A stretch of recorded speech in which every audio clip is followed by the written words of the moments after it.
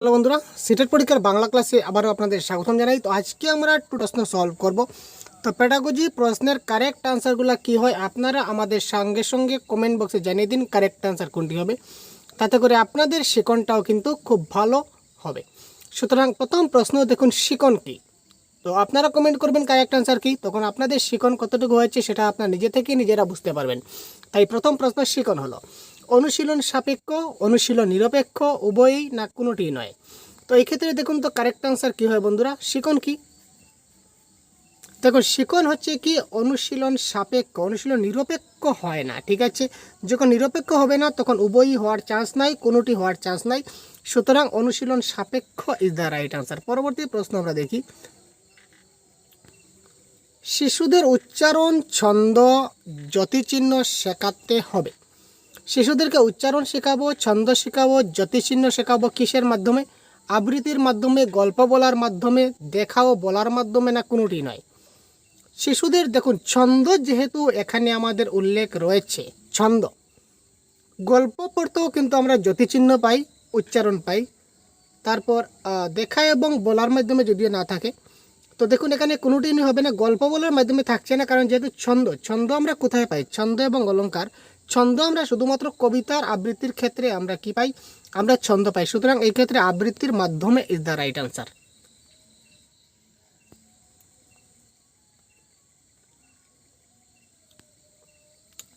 তো তার পরবর্তী প্রশ্ন, শিক্ষা দানের ক্ষেত্রে অধিক গুরুত্বপূর্ণ কোনটি? কারেক্ট আনসার কী হবে? কারেক্ট আনসার কমেন্ট বক্সে কমেন্ট করুন তো। শিক্ষা দানের ক্ষেত্রে অধিক গুরুত্বপূর্ণ কোনটি? ছাত্রদের সঙ্গে কথোপকথন, শিক্ষকদের দৈহিক সৌন্দর্য, মিষ্ট ভাষা ব্যবহার, বিষয়ের গভীরতা। এই ক্ষেত্রে শিক্ষা দানের ক্ষেত্রে কিন্তু চারটি উপাদানই কিন্তু গুরুত্বপূর্ণ। আমি যদি বলতে যাই, ছাত্রদের সঙ্গে কথোপকথন খুব ভালো করে করতে হবে, তখনই কী হবে? শিক্ষা দানের ক্ষেত্রে সেটা গুরুত্বপূর্ণ। শিক্ষকদের দৈহিক সৌন্দর্য, এটাও কিন্তু ফ্যাক্টর পড়ে শিক্ষাদানের ক্ষেত্রে। মিষ্ট ভাষা ব্যবহার, সেটাও শিক্ষার্থীদের সঙ্গে কিন্তু মিষ্টি ভাষায় কথা বলতে হয়। বিষয়ের গভীরতা, এটাও কিন্তু গুরুত্বপূর্ণ, কারণ শিক্ষাদানের ক্ষেত্রে আমরা বিষয় সম্বন্ধে, যে টপিক সম্বন্ধে আলোচনা করছি, টপিক যদি আমরা ভালো করে শিক্ষকদের বোঝাতে না পারি, টপিকের ভিতরে না গিয়ে যদি সম্পূর্ণ কনসেপ্ট যদি তাকে বোঝাতে, কনসেপ্ট বিল্ড আপ যদি না করতে পারি, তাহলে শিক্ষাদান কিসের? তো এখানে কারেক্ট আনসার যদি উপরের সবকটি থাকতো তাহলে এটা কারেক্ট আনসার হতো, কিন্তু এই চারটা থেকে সবচেয়ে বেশি হাইলাইটেড হচ্ছে কি বিষয়ের গভীরতা। ঠিক আছে, আর এখান থেকে যে কোনো আপনাদের তিনটা বা চারটা দিয়ে যদি যে কোনো তিনটা দিয়ে যদি উপরের সবকটি দেয়, তাহলে আপনারা উপরের সবকটি টিকমার্ক দিবেন।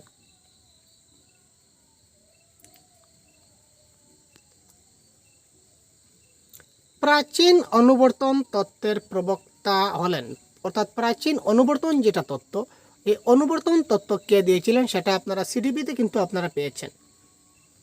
সিডিপি আপনারা যারা স্টাডি করেছেন তারা এই মুহূর্তে কারেক্ট আনসার কমেন্ট বক্সে জানিয়ে দিয়েছেন। ভাই তাড়াতাড়ি কমেন্ট করুন তো। কোয়েশ্চেন আপনারা এইভাবে কমেন্ট করবেন, কোয়েশ্চেন নাম্বার 4 ক খ গ ঘ, বা ক খ গ ঘ লিখতে অসুবিধা হলে আপনারা এইভাবে ABCDও লিখতে পারেন। ঠিক আছে, তো 4-এর কারেক্ট আনসার কী হবে? 4-এর কারেক্ট আনসার হবে আমাদের পেভলভ।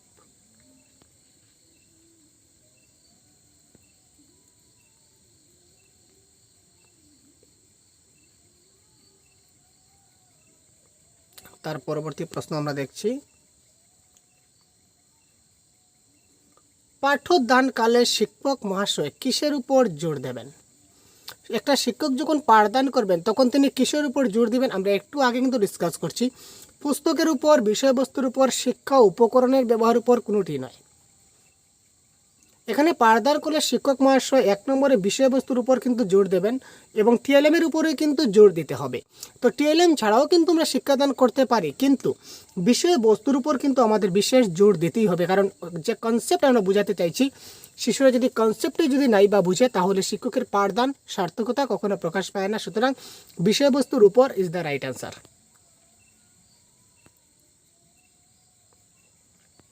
নেক্সট, আরোহী পদ্ধতি। আরোহী পদ্ধতিতে প্রথমে সূত্র বলা হয়, প্রথমে সূত্র আলোচিত হয়, প্রথমে উদাহরণ দেওয়া হয়, কোনোটি নয়। দেখুন প্রথমে সূত্র বলা হয় আর প্রথমে সূত্র আলোচিত হয়, দুটা কিন্তু সেম জিনিস। তো যেহেতু সেম জিনিস বলেছে, সুতরাং উপরে ক খ দুইটা নেই। সুতরাং আরোহী পদ্ধতিতে প্রথমে উদাহরণ দেওয়া হয় আমরা জানি, আর অবরোহী পদ্ধতিতে প্রথমে সূত্র বলা হয় বা সূত্র আলোচিত হয়। আর শুধু সূত্র আলোচিত হয় সেটা হবে না, শুধু অনলি হবে না। আরোহী পদ্ধতিতে হবে কি আরোহী পদ্ধতিতে উদাহরণ থেকে সূত্রের দিকে নেওয়া হয়, আর অবরোহী পদ্ধতিতে প্রথমে সূত্র থেকে উদাহরণের দিকে নেওয়া হয়, শুধু এখানে হয় না। সুতরাং অপশন নাম্বার 2 এই ক্ষেত্রে রং হয়ে গেল, ঠিক আছে, 2 হবে না, সূত্র হবে না, কারণ কি অবরোহী পদের সূত্র হয়, আরোহী পদের সূত্র হয় না।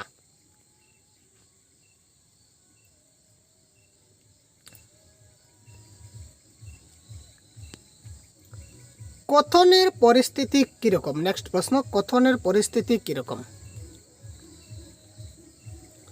বিনিময় ভিত্তিক, আংশিক বিনিময় ভিত্তিক, একতরফা, না উপরের সবগুলি? তো কথনের পরিস্থিতি বিনিময়ের মাধ্যমে আমরা কি করতে পারি? কথাবার্তা হয়, যখন আমি আপনার সঙ্গে কথা বলছি, আপনি আমার কথা রিপ্লাই করবেন, ঠিক আছে, আমি আপনার কথা রিপ্লাই করবেন, আমি আপনার কথা রিপ্লাই করব, এটা হচ্ছে বিনিময় ভিত্তিক। আংশিক বিনিময় ভিত্তিক, কারণ আমি আপনাদের বলেছি যে আপনারা এখানে কমেন্ট বক্সে জানিয়ে দিন কারেক্ট অ্যান্সার কতগুলি। একজন দুইজন হয়তো আপনারা হয়তো কেউ কমেন্ট দিচ্ছেন না, কিন্তু আপনারা দেখছেন, সেটা হচ্ছে কি একতরফা। আমি আপনাদেরকে কথা বলে যাচ্ছি, আপনারা শুনছেন কিন্তু কোনো রিপ্লাই দিচ্ছেন না, সুতরাং সেটা হচ্ছে একতরফা। আবার কেউ কেউ কী করছেন, 2-4টা প্রশ্নের আনসার কমেন্ট করছেন, বাকিগুলো আপনারা কমেন্ট করেননি আমার প্রশ্নের উত্তরে, এটা হচ্ছে আংশিক বিনিময় ভিত্তিক। আর সবগুলি প্রশ্নের উত্তর আপনি কমেন্ট বক্সে জানাচ্ছেন এক এক করে, এটা হচ্ছে সম্পূর্ণ বিনিময় ভিত্তিক। সুতরাং কথনের পরিস্থিতি কীরকম হয়ে গেল? উপরের সবগুলি ইজ দ্য রাইট আনসার। আশা করি বোঝাতে পেরেছি।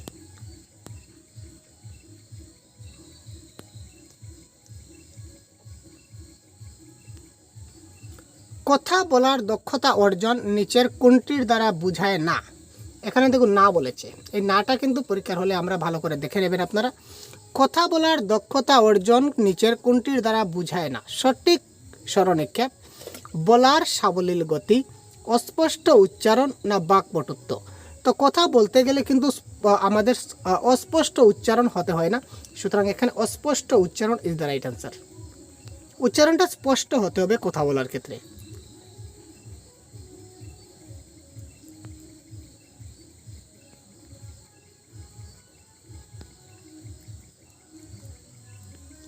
শিক্ষার্থীদের রস চেতনা অর্থাৎ রস চেতনা জাগরিত হয়। আমরা শিক্ষার্থীর মধ্যে রস চেতনা জাগরিত করতে পারি কবিতা পাঠে, গদ্য পাঠে, গল্প পাঠে, না কোনোটি নয়? রস আমরা বলি না কাব্যের রস, তো কাব্যের রস কোথা থেকে আসে? কাব্য মানে কি? অনেকগুলি কবিতা মিলেই তো কাব্য হয়। সুতরাং কবিতা পাঠে কি হয়? ছন্দ এবং অলঙ্কার যুক্ত করে যখন আমরা এটা কবিতা পাঠ করি, সেখান থেকে কিছুটা রস আস্বাদন হয়, ঠিক আছে। সুতরাং রসযুক্ত পাঠ যেটা, সেটা হচ্ছে কি আমাদের কবিতা পাঠ। নেক্সট কোয়েশ্চন নাম্বার 10, পাঠ্যপুস্তক নির্বাচনের মূল ভিত্তি কি হবে? দেখুন, পাঠ্যপুস্তক নির্বাচনের মূল ভিত্তি কি হবে? পুস্তকের মান, পুস্তকের বহিরঙ্গের আকার, পুস্তকের ছাপা ও মুদ্রণ, না পুস্তকের দাম? পাঠ্যপুস্তক নির্বাচনের মূল ভিত্তি পুস্তকের দাম দেখে কিন্তু আমরা পুস্তক নির্বাচন করি না। পুস্তকের দাম যতই বেশি হোক কম হোক সেটা কোনো ফ্যাক্টর করে না। পুস্তকের বহিরঙ্গের আকার, দেখুন পুস্তকের বাইরে একটা সুন্দর একটা মানে ফ্রন্ট পেজ যেটাকে বলতে পারি, ফ্রন্ট পেজটা অনেক সুন্দর দিয়েছে, কিন্তু ভিতরে পড়ে আমরা ধরে নিন আপনারা সিটেড বাংলা ভাষার একটা বই কিনলেন, বাংলা পেডাগজি, তার পুস্তকের দাম অনেক বেশি, ধরে নিন অনেক বেশি 500 টাকা। তো 500 টাকার বই যে অনেক ভালো হবে আর 50 টাকার বই যে অনেক খারাপ হবে সেরকম কোনো কথা নয়। সুতরাং পুস্তকের দামের উপরে নির্ভর করছে না। পরিষ্কার ছাপা ও মুদ্রণ সেটাও কিন্তু ফ্যাক্টর করে না, কারণ শুধু যে পরিষ্কার এবং ছাপা হলে যে সবগুলো বই ভালো হবে সেটা কোনো কথা নয়। পরিষ্কার ছাপায় কিন্তু সবগুলো থাকতে পারে, পরিষ্কার মুদ্রণে থাকতে পারে, কিন্তু ভিতরে কন্টেন্ট ভালো নয়, আপনি পড়ে কোনো কিছু বুঝতে পারছেন না, আপনার টপিকের সঙ্গে কোনো রিলেটেড কোনো কনসেপ্ট পাচ্ছেন না, সেটা বুঝে আপনি কিছু বুঝতে পারছেন না। তার মানে পরিষ্কার ছাপা এবং মুদ্রণ হলে কি আপনার বইটা সার্থক? মোটেই না। পুস্তকের বহিরঙ্গ আকার, পুস্তকের বইয়ের ফ্রন্ট পেজ যেটা বলতে পারি, বা প্রথম পেজ বা ফ্রন্ট পেজ যেটা, সেটা অনেক আকর্ষণীয়, অনেক সুন্দর, কিন্তু ভিতরেরগুলো কিন্তু ভালো নয়, তাহলে কিন্তু আপনার বইটা ভালো না। সুতরাং তার মূল ভিত্তি কি? পুস্তকের মান কি, পুস্তকের মানটা কি, পুস্তকের ভিতরে কি রয়েছে, পুস্তকের কন্টেন্ট কি রয়েছে, ভালো রয়েছে কিনা না, সেটা আপনি পড়ে আমি ঠিকঠাক বুঝতে পারছি কিনা না। সুতরাং পাঠ্যপুস্তক নির্বাচনের মূল ভিত্তি হচ্ছে পুস্তকের মান কতটুকু রয়েছে। ঠিক আছে ভাই, বুঝা গেল? শিশুদের মুখ না তুলে কথা বলার অভ্যাস হলো লজ্জাবোধ, নিজের প্রতি আস্থার অভাব, একটা মুদ্রাদোষ, না ভয়? শিশুরা অনেক সময় দেখবেন মুখ না তুলে কথা বলার অভ্যাস, তারা কিন্তু মুখ না তুলে অনেক সময় কথা বলে, এটা তার একটা মুদ্রাদোষ বলতে পারেন, অর্থাৎ তার একটা দোষ, এটা আমরা বলতে পারি। শিশুর কথন অভ্যাস গঠনের উপযুক্ত ক্ষেত্র। কথন অভ্যাস গঠনের গৃহ, নিজের পরিবেশ, বিদ্যালয় না কোনোটি নয়। কথন সেটা একয়ার বা অর্জন করে সেটা ঘর থেকে, কিন্তু অভ্যাসটা গঠন হয় কোথায়? বিদ্যালয়ে। বুঝাতে পেরেছি? ভাষা তার ডেভেলপড হয় বা ভাষাটা অর্জন হয় ঘর থেকে, নিজের ঘর থেকে বা নিজের পরিবেশ থেকে। ভাষাটা কি করে সে অর্জন করে? স্কুল থেকেও অর্জন করে, নো ডাউট। উপরে সবগুলি হবে কারেক্ট আনসার। যদি এখানে হতো কি যে ভাষার আয়ত্তীকরণ কোথা থেকে হয়, তো উপরে সবগুলি কারেক্ট আনসার। কিন্তু যেহেতু বলেছে কথন অভ্যাস কোথা থেকে গঠন হয়, সুতরাং সেটা হবে কি? বিদ্যালয়ে। অধিক সময়ে স্বল্প পাঠ হয় কোন পাঠে? অধিক সময় স্বল্প মানে অনেক সময় আমরা পড়ব, কিন্তু আমরা পড়াটা কম হবে। অনেক সময় ধরে আপনি পড়ছেন, কিন্তু পড়াটা আপনার কম হবে। মানে তুলনামূলক ধরে নিন একটা পেজে 10 পেজ রয়েছে, সেই 10 পেজটা আপনি পড়তে সময় আপনার অনেক সময় লেগে যায়। এটা কোন ধরনের পাঠ করলে হবে? সরব পাঠ, নীরব পাঠ, না সরব নীরব মিলিত পাঠ, না কোনোটি নয়? আপনি টেস্ট করে দেখবেন, যখন আপনি সরব পাঠ করবেন না, লাউড রিডিং যখন করবেন, মানে পড়া মানে কি? হোয়াট ইজ পড়া? What is reading? আমরা যদি হোয়াট ইজ রিডিং যদি আমরা বলি, what is reading? What is reading বলুন তো, রিডিং কি? আপনি দেখে দেখে পড়ে নিলেন, সেটা রিডিং। কিন্তু না ভাই, সেটা এই জিনিসটা পড়ার পর এখানে কি রয়েছে, বা এটা আপনি এই লাইনটা পড়ে আপনি কি বুঝলেন, পড়ে আপনাকে কিছু একটা বুঝতে হবে, দ্যাট ইজ কল্ড রিডিং। শুধু দেখে দেখে পড়ে নিলেন, সেটা কিন্তু রিডিং হলো না, অ্যাকুরেট রিডিং হলো না। রিডিং তখন হইবে পড়বেন, রিডিং উইথ আন্ডারস্ট্যান্ডিং, এটাই হচ্ছে অরিজিনাল রিডিং। পড়ে আপনাকে বুঝতে হবে যে আপনি কি পড়লেন। তো পড়ে যদি বুঝতে হয়, তাহলে আমরা অধিক সময় পড়ি, কিন্তু আমাদের কম পড়া হয়, মানে সেটা সরব পাঠ। যখন আপনি জুড়ে জুড়ে পাঠ করবেন, এটা টেস্টিং করে দেখবেন, জুড়ে যখন পড়বেন তো অনেক সময় লেগে যায় কম পড়তে। কম পড়া মানে কি বুঝিয়ে দিলাম তো আপনাদের। তারপর দেখুন, স্বল্প সময়ে অধিক পাঠ, কম সময়ে অধিক পাঠ হবে কোন ধরনের পাঠে?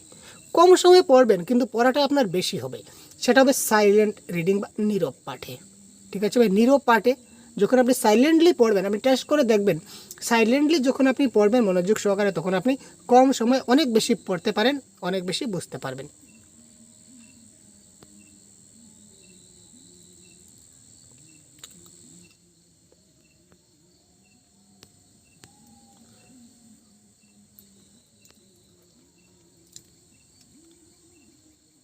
শিশুর দোষমুক্ত উচ্চারণের জন্য গুরুত্ব সবচেয়ে বেশি কার বেশি? একটা শিশুর উচ্চারণের ক্ষেত্রে যদি তার দোষটা মুক্ত, অর্থাৎ একটা শিশু উচ্চারণ করতে তার ভুল হচ্ছে, এই ভুলগুলো সংশোধনের দায়িত্বটা কার বেশি? গৃহের, পরিবেশের, বিদ্যালয়ের, না উভয়ের? এখানে আলটিমেটলি কারেক্ট আনসার কী হবে কমেন্ট বক্সে তাড়াতাড়ি জানান তো। কোয়েশ্চন নাম্বার 15 কী হবে ভাই? তাড়াতাড়ি প্রত্যেকটা প্রশ্নের আনসার আপনারা কমেন্ট বক্সে জানান কারেক্ট আনসার কী হয়। তো এই ক্ষেত্রে কারেক্ট আনসার আমি বলে দিই, কারেক্ট আনসার হচ্ছে বিদ্যালয়ের।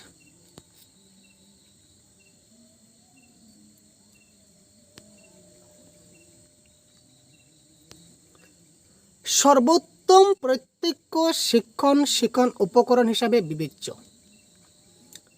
সর্বোত্তম প্রত্যক্ষ, সবচেয়ে ভালো ডাইরেক্ট শিক্ষণ উপকরণ, সবচেয়ে ডাইরেক্ট যেটা আমরা বলতে পারি সবচেয়ে ভালো এবং ডাইরেক্ট টিএলএম হিসাবে কোনটা বিবেচ্য? ব্ল্যাকবোর্ড, না শিশু বাস্তব পাঠ্যপুস্তক, কম্পিউটার ডিস্ক, না কোনোটি নয়?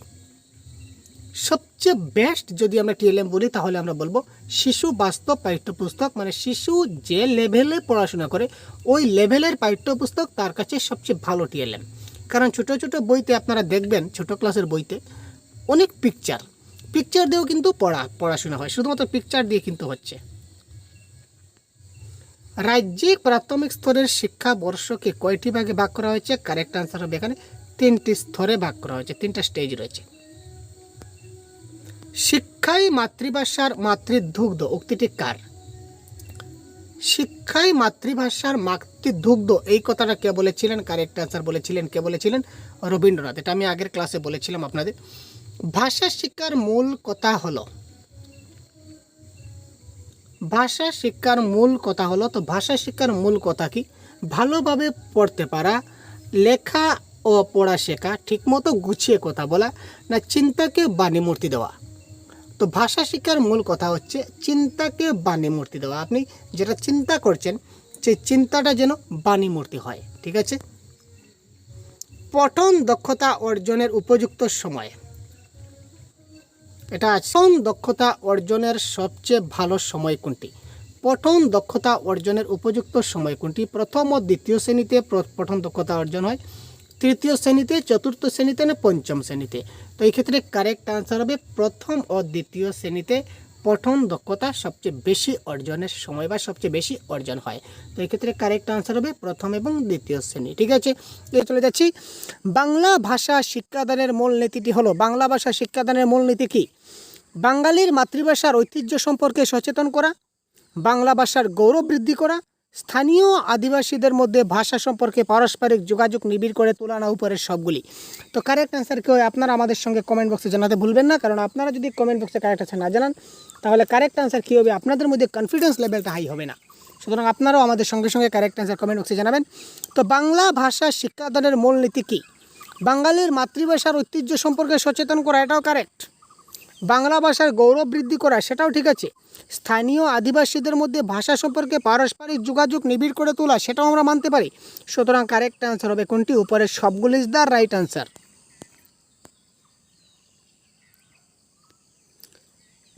একটা শিশুর মৌলিক চিন্তার বিকাশে ভাষার যেটি অতি দরকারি, একটা শিশুর মৌলিক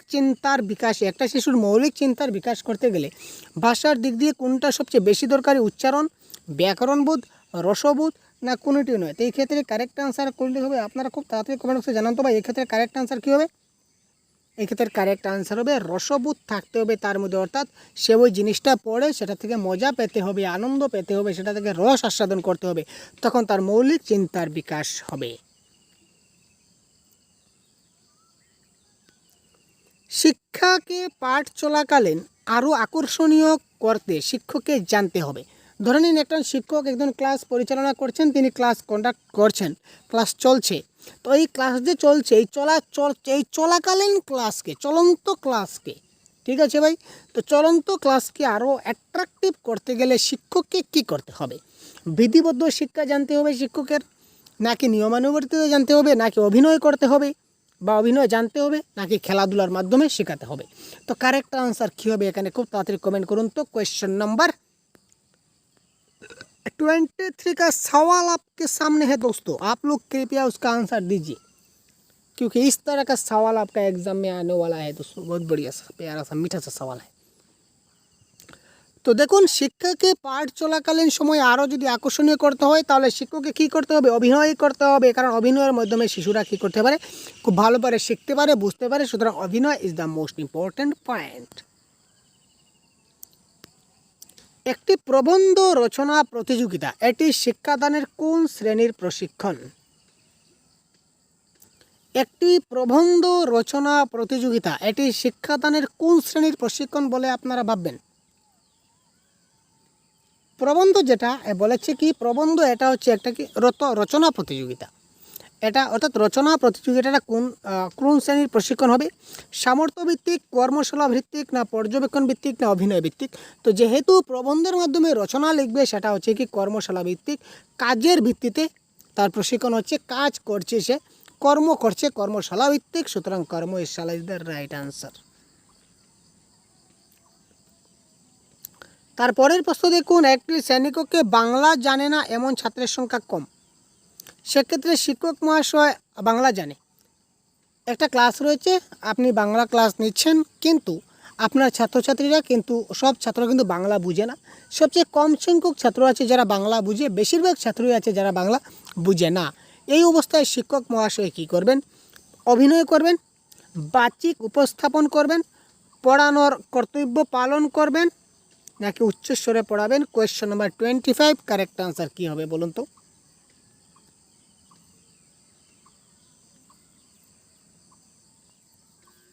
এটা কারেক্ট আনসার হবে বাচিক উপস্থাপন, মানে বাচিক স্পিকিং কোয়ালিটি ডেভেলপ করতে হবে প্রথমে শিক্ষককে।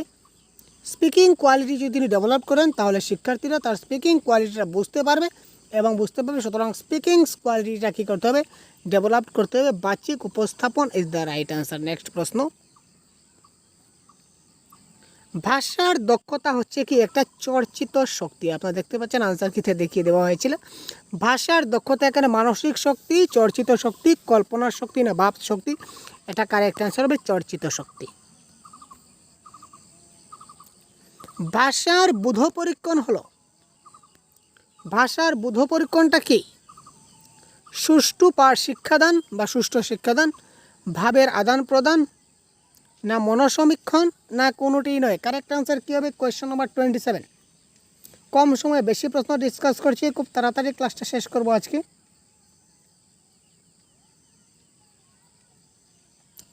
ভাষার বোধ পরীক্ষণ হলো সুষ্ঠু শিক্ষাদান। কারেক্ট আনসার কী হবে? সুষ্ঠু শিক্ষাদান। নেক্সট, আদর্শ বাংলা কথ্য ভাষাটি কোথায় ব্যবহৃত হয়? এটা একটা ইউনিক প্রশ্ন, আমাদের প্রাইমারি টেটে এসেছিল, প্রাইমারি টেটে। ঠিক আছে, প্রাইমারি টেটের প্রশ্ন, এটা কারেক্ট আনসার হবে বর্ধমান। আচ্ছা, পিতামাতা ও শিশুর সম্পর্কটি কী ধরনের? বহুত বড়িয়া প্রশ্ন। পিতামাতা এবং শিশুর সম্পর্কটা কী ধরনের সম্পর্ক? ত্রিভুজাকৃতি, না উপবৃত্ত, না বৃত্তাকার, না সরল রৈখিক? কারেক্ট আনসার কী হতে পারে? পিতামাতা এবং শিশুর সম্পর্কটি কী ধরনের? ত্রিভুজাকৃতি হবে, না উপবৃত্ত হবে, না বৃত্তাকার হবে, না সরল রৈখিক হবে?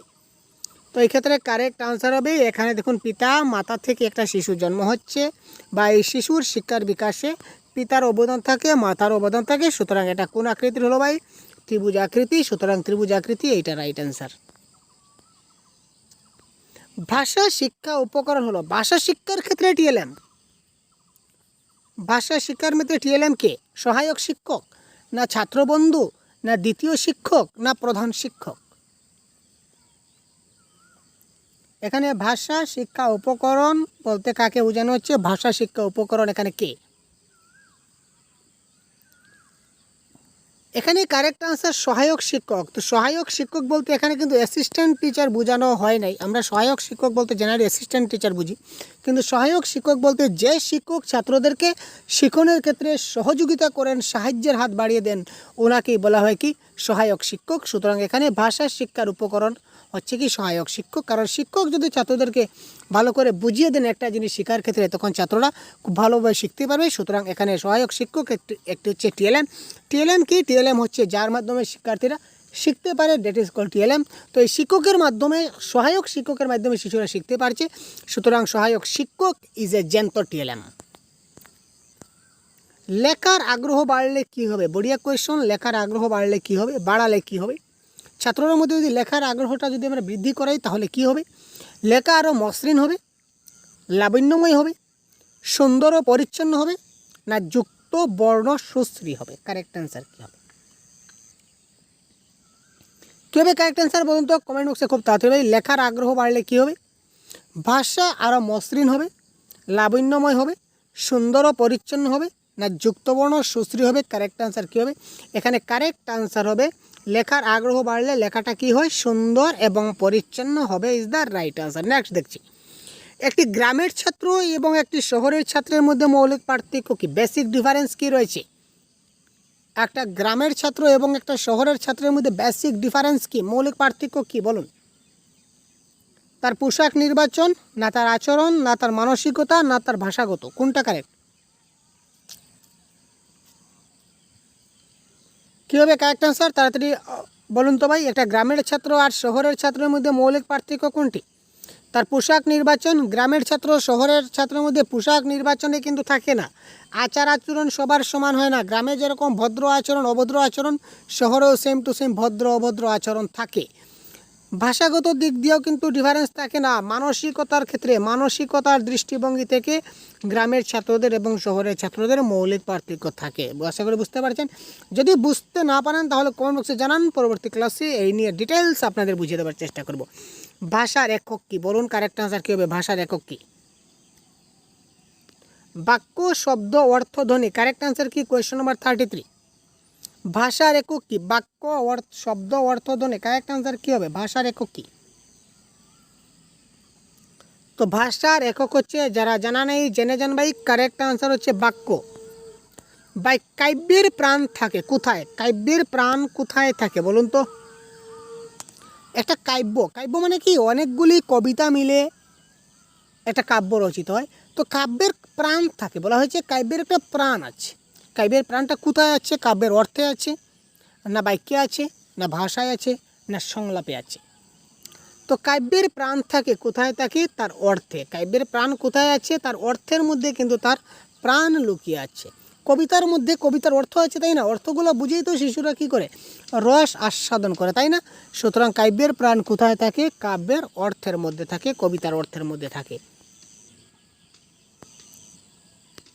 ভাষা শিক্ষায় অন্যতম ব্যবহারটি হলো,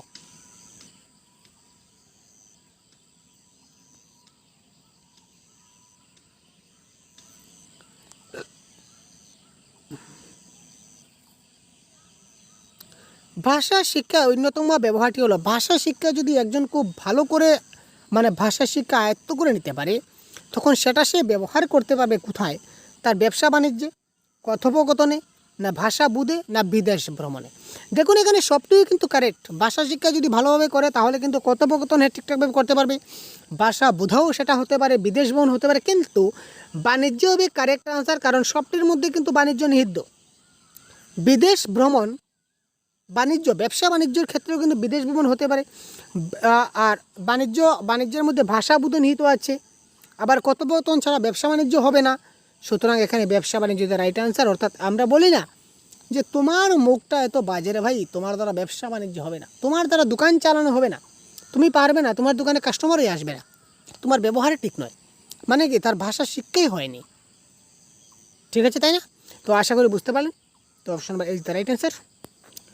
আলঝিপ কি? নেক্সট প্রশ্ন, আলঝিপ কি? কৃত্রিম জীব, উচ্চারণস্থল, আরবি শব্দ, না কোনোটি নয়? কারেক্ট আনসার কি? আলঝিপ কি? বড়িয়া কোয়েশ্চন।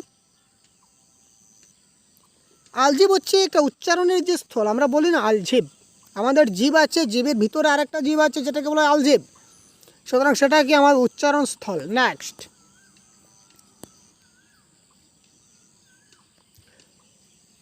কোনো বিশেষ সূত্র থেকে সাধারণ সূত্রে উপনীত হওয়ার পদ্ধতিকে বলে? কোনো একটা বিশেষ সূত্র থেকে সাধারণ সূত্রে যে আমরা উপনীত হই, এই বিশেষ সূত্র থেকে সাধারণ সূত্রে উপনীত হওয়ার যেটা পদ্ধতি, এই পদ্ধতিকে কি বলা হয় জানেন তো? কী বলা হয় বলুন তো? কোনো বিশেষ সূত্র থেকে সাধারণ সূত্রে যখন, অর্থাৎ বিশেষ থেকে সাধারণে যাই, এই সূত্র উত্র সবগুলা কাটে দিন। বিশেষ থেকে সাধারণ আমরা কোন সূত্রে যাই? আমরা যাই আরোহী পদ্ধতিতে। আরোহী অবরোহী পদ্ধতি, ইন্ডাকটিভ ডিডাকটিভ জানা আছে তো ভাই, অনেক বছর থেকে আপনারা শিখেছেন।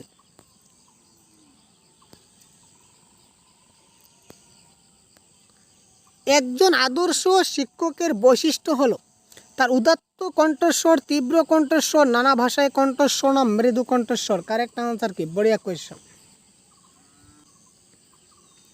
একজন আদর্শ শিক্ষকের বৈশিষ্ট্য কি? এটা কারেক্ট আনসার উদাত্ত কণ্ঠস্বর। কণ্ঠস্বরটা উদাত্ত হওয়া চাই, সবার ক্ষেত্রে ফ্রুটফুল হওয়া চাই, সুন্দর হওয়া চাই, ঠিক আছে, সবার বোধগম্য হওয়া চাই, তাই না? সুতরাং উদাত্ত কণ্ঠস্বর ইজ দ্য আদর্শ শিক্ষকের one of the most important বৈশিষ্ট্য। Got this point? নেক্সট,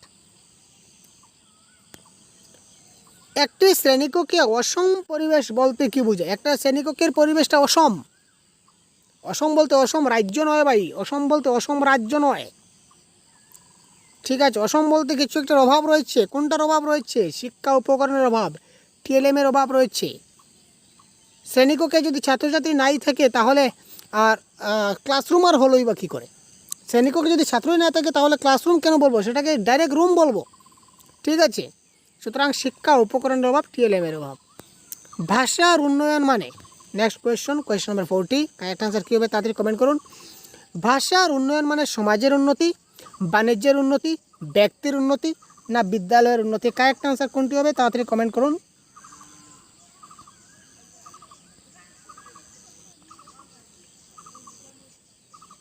কি হতে পারে কারেক্ট আনসার ভাই? বড়িয়া। ভাষার উন্নয়ন, একজন ব্যক্তির উন্নতি মানে সেই ব্যক্তির যদি ভাষার উন্নতি হয় তার মানে সেটা ব্যক্তির উন্নতি। সুতরাং option number C is the right answer. একটু ভাবলেই কিন্তু কারেক্ট আনসার হয়ে যায়। অনেক ইজি ইজি প্রশ্ন আজকের ক্লাসে আমরা নিয়েছি। শারীরিক প্রতিবন্ধকতার অন্যতম কারণ হলো, শারীরিক প্রতিবন্ধকতার অন্যতম কারণ কি? জিনগত কারণ, হরমোনের হ্রাস বৃদ্ধি, না উপরের দুটি, না কোনোটি নয়? শারীরিক প্রতিবন্ধিতা, অর্থাৎ কি বলেছে এখানে, শিশু যে হ্যান্ডিক্রাফট শিশু যে হয়, হ্যান্ডিক্রাফট যেটা বলতে পারি, হ্যান্ডিক্রাফট যদি শিশু হয় তখন সেটা কিসের কারণে হয়? শারীরিক প্রতিবন্ধতার তার অন্য কারণ কি? তার জিনগত কারণে হয়, না হরমোনের কম বেশির কারণে হয়, না উপরে দুটি? এটা কিন্তু জিনগত এবং হরমোন এই দুটার কারণে কিন্তু হয়ে থাকে। সুতরাং অপশন নাম্বার সি অর্থাৎ উপরের দুটিই কিন্তু এই ক্ষেত্রে হয়ে গেল কি আমাদের কি কারেক্ট আনসার।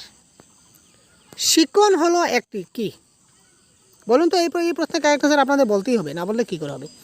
শিকন হলো একটি জীবনব্যাপী প্রক্রিয়া, একটা স্থিতিশীল প্রক্রিয়া, কোনো কিছুর প্রয়োগের প্রক্রিয়া কোনোটিই নয়। কারেক্ট আনসার কি? বড়িয়া কোয়েশন, শানদার কোয়েশন ভাই। শিকন হলো একটি কি? শিকন হচ্ছে একটি জীবনব্যাপী প্রক্রিয়া, শিকনের কোনো শেষ নেই। আমরা বলি না শিকার কোনো শেষ নাই, মার খাওয়ার কোনো বয়স নাই। আপনি যে কোনো সময় বাজে কাজ করুন, আপনি মার খেতে পারেন, আর যে কোনো সময় আপনি শিখতে পারেন। শিকার কোনো শেষ নাই, মার খাওয়ার কোনো বয়স নাই। ঠিক আছে, সুতরাং শিকন হচ্ছে কি একটা জীবনব্যাপী একটা প্রক্রিয়া।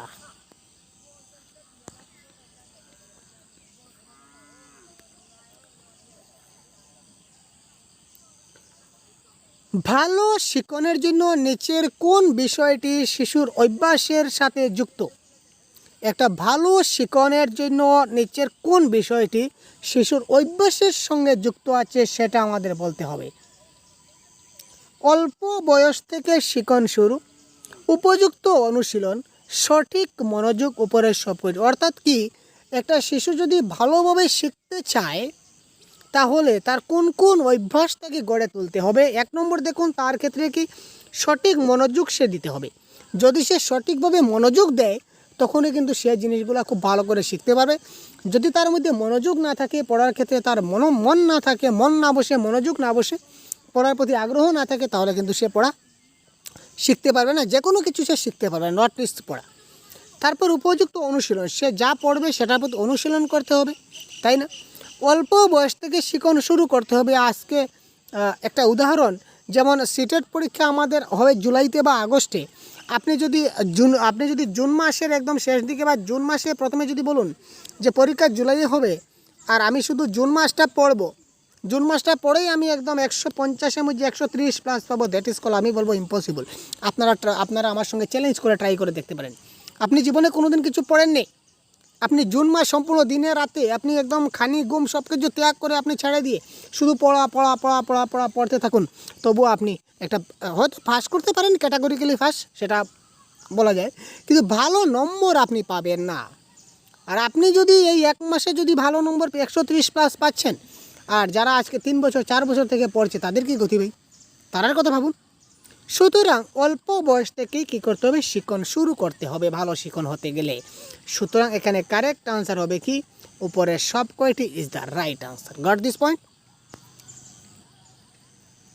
নেক্সট প্রশ্ন, কারেক্ট আনসার কী হবে কমেন্ট করুন। পরিবার হলো শিক্ষা অর্জনের প্রথাগত সংস্থা, প্রথা বহির্ভূত সংস্থা, এটা কোনো সংস্থাই নয়, উপরের কোনোটি নয়।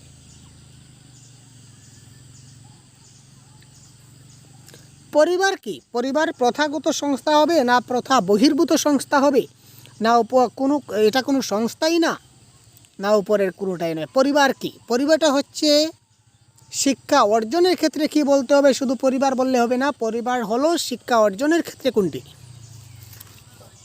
দেখুন এখানে প্রশ্ন ঘুরিয়ে দেওয়া আছে, কিন্তু জিনিসগুলো বুঝতে হবে ভাই, ছোট ছোট জিনিস বুঝতে হয়। পরিবার হচ্ছে শিক্ষা অর্জনের একটা প্রথা বহির্ভূত সংস্থা, প্রথা বহির্ভূত, কারণ প্রত্যেক পরিবারে তো আর সমান সিস্টেম চলে না, প্রত্যেক পরিবারের ক্ষেত্রেও তো একটু সমস্যা রয়েছে, ব্যতিক্রম রয়েছে পরিবারে। সুতরাং সেটা হবে কি প্রথা বহির্ভূত সংস্থা। নেক্সট দেখুন, সহযোগিতার চাহিদা একটি কি? সহযোগিতার চাহিদা এটা একটা দৈহিক চাহিদা, মানসিক চাহিদা, প্রাক্ষবিক চাহিদা, না সামাজিক চাহিদা? সহযোগিতার চাহিদা, আপনি আমাকে একটু সহযোগিতা করুন ভাই, আমি ওটাও চাই, ঠিক আছে, তো এটা কী ধরনের চাহিদা আমার? এটা আমার দৈহিক চাহিদা, না মানসিক, না প্রাক্ষবিক, না সামাজিক? বলুন তো কারেক্ট আনসার। আমি আপনার কাছে সহযোগিতা চাইছি, সাহায্য চাইছি, এটা আমার কী ধরনের চাহিদা? আপনাদের কাছে চাইছি, অর্থাৎ সমাজের কাছে চাইছি, সবার কাছে চাইছি, সুতরাং দ্যাট ইজ কল সামাজিক চাহিদা। আমি আপনাদের কাছে চাইছি ভাই, আপনারা ভিডিওতে লাইক করে দিন, আর যদি নতুন হয়ে থাকেন অবশ্যই সাবস্ক্রাইব করবেন, কারণ পরবর্তীতে এই ধরনের ক্লাস প্রতিদিন আমরা নিয়ে আসছি। সিটের পরীক্ষার সম্পূর্ণ বাংলা ভাষার সম্পূর্ণ কনসেপ্ট পুরো আপনারা এই চ্যানেলে আমাদের পেয়ে যাবেন। সুতরাং যদি নতুন হয়ে থাকেন এক্ষুনি সাবস্ক্রাইব করে সাথে থাকুন। এটা আমার চাহিদা, এটা আমি সহযোগিতায় চাহিদা, আপনাদের কাছে সহযোগিতা চাইছি, দ্যাট ইজ কল, এটা আমার সামাজিক চাহিদা। তারপর দেখুন একজন মনোবিদ রয়েছিলেন, মনোবিদের নাম হচ্ছে কি ভ্যাক্সোলার। সেই ভ্যাক্সোলারের মতে মানুষের বুদ্ধির বিকাশ সম্পূর্ণ হয় 10 বছর বয়সে, 15 বছর বয়সে, 20 বছর বয়সে না 30 বছর বয়সে। কারেক্ট অ্যান্সার জানা থাকলে তাড়াতাড়ি বলুন। কাছে শেষ পর্যায়ে চলে আসছে। মনোবিদ ভ্যাক্সলারের মতে মানুষের বুদ্ধির বিকাশ সম্পূর্ণ হয় কত বছর বয়সে? কারেক্ট অ্যান্সার 20 বছর বয়সে। ব্যক্তিত্বের অসামঞ্জস্যতা কোন পদ্ধতির মাধ্যমে পরীক্ষা করা যেতে পারে? ব্যক্তিত্বের যে অসামঞ্জস্যতা আছে এটা আমরা কোন পদ্ধতির মাধ্যমে পরীক্ষা করতে পারি? নির্মিত পরীক্ষা, পেপার পেন্সিল পরীক্ষা, ব্যক্তিত্বের বিশ্লেষণ না মনোবিশ্লেষণ? Question number 47। ব্যক্তিত্বের অসামঞ্জস্যতা, এটা হচ্ছে কি paper pencil is the right answer. মনোবিদ্যার বিষয়গুলি হচ্ছে বিভিন্ন ধরনের মানসিক প্রক্রিয়া, সামাজিক প্রক্রিয়া, নৈতিক প্রক্রিয়া না ধর্মীয় প্রক্রিয়া? তো মনোবিদ্যার বিষয়বস্তু হচ্ছে কি বিভিন্ন ধরনের কি? এটা মনোবিদ্যার বিষয়বস্তু হলো বিভিন্ন ধরনের কি? মনোবিদ্যা সাইকোলজি। তো সাইকোলজি কাকে নিয়ে স্টাডি করে? সাইকোলজি নিয়ে স্টাডি করে। সুতরাং মানসিক প্রক্রিয়া, মেন্টাল নিয়ে চর্চা করে, দ্যাট ইজ কল মানসিক প্রক্রিয়া। এখানের বাকিগুলো আমি কেন দেখবো, কেন ভাববো? শিক্ষার কি পূরণে মনোবিদ্যার যথেষ্ট প্রভাব রয়েছে? শিক্ষার কোন জিনিসটা পূরণ করতে গেলে মনোবিদ্যার যথেষ্ট প্রভাব রয়েছে? যদি আমরা শিক্ষার লক্ষ্য পূরণ করব না উদ্দেশ্য পূরণ না প্রকটতা পূরণ না বিদেহ পূরণ? তো এটা কারেক্ট অ্যান্সার হবে শিক্ষার লক্ষ্য পূরণ। টার্গেট পূরণ করতে গেলে আমাদের মনোবিদ্যার প্রয়োগ রয়েছে। তো দেখুন এটা হচ্ছে এবারের মতো শেষ প্রশ্ন। 1.5 বছর বয়স থেকে 2.5 বছর বয়সকালকে কী বলা হয়? কোন স্তর? 1.5 বছর বয়স থেকে 2.5 বছর বয়স, 1.5 বছর থেকে যদি 2.5 বছর বয়স পর্যন্ত এই সময়কালকে আমরা কি বলতে পারি? শৈশব স্তর, কৈশোর স্তর, প্রান্তীয় শৈশব স্তর না যৌবন স্তর? তো এটা কারেক্ট অ্যান্সার কী হবে? এটা কারেক্ট অ্যান্সার হবে প্রান্তীয় শৈশব স্তর। ঠিক আছে, তো ভালো থাকবেন, সুস্থ থাকবেন, আমাদের সাথে থাকবেন। পরবর্তী ক্লাসে অন্য একটি ক্লাসে আবার আপনাদের সঙ্গে কথা বলবো। জয়।